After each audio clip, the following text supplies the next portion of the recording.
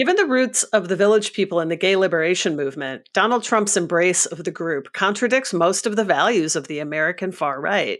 The group's adoption under the MAGA banner says a lot about Trump's own brand fluidity and cultural appropriation. Jim Watson took this photo for Getty Images. It shows President-elect Donald Trump dancing with the Village People at a MAGA victory party at Capital One Arena in Washington, D.C. on January 19th, one day before his second inauguration. The 70s anthem, YMCA, an ode to cruising that encouraged young men to pick up other men at YMCA hostels, has long been co-opted by Trump's campaign. Motivated by the financial benefits, the group recently stopped fighting Trump's illegal use of its music and performed live with Trump for the first time.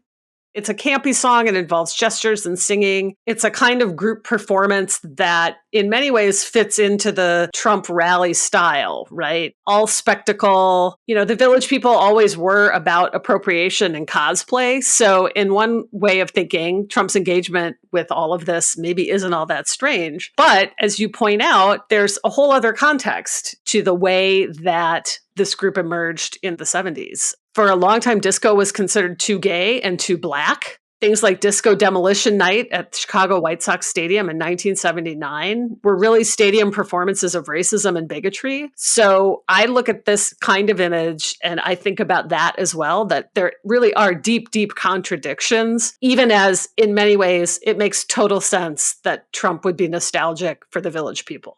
How does this work? And how does this work without offending anybody or challenging Trump's credibility? You tend to get two reasons. And one is the Village People's hyper-masculine archetypes, the cowboy, the construction worker, the soldier, the cop, etc., they align with MAGA's nostalgic version of traditional American values. So this imagery resonates with Trump's base while ignoring the subversive origins of these symbols in queer culture. It's just pure nostalgia and linking it to making America great again. And then second, Trump is about keeping folks entertained. What he does is he attaches himself to cultural brands, whether that's a Kennedy or a Musk or the Village People. He associates himself with their cultural magnetism in order to celebrate America's greatness as a form of nostalgia.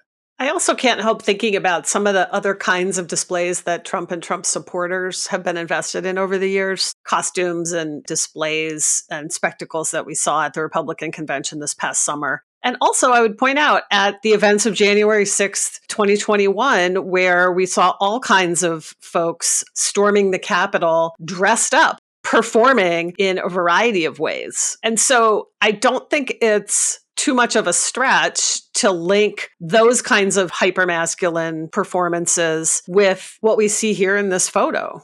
When you look at the other photographs, what's really incredible to me also is that the photographers seem to be, I wouldn't say taken in, but really couldn't find a way to photograph this performance in an ironic way. Every picture I saw was just like the spectacle from a different angle. This just seems unbelievable that Trump and MAGA can demonize homosexuality and gender fluidity, then just strip away the symbolism to enjoy their own drag show, having their cake and eating it too.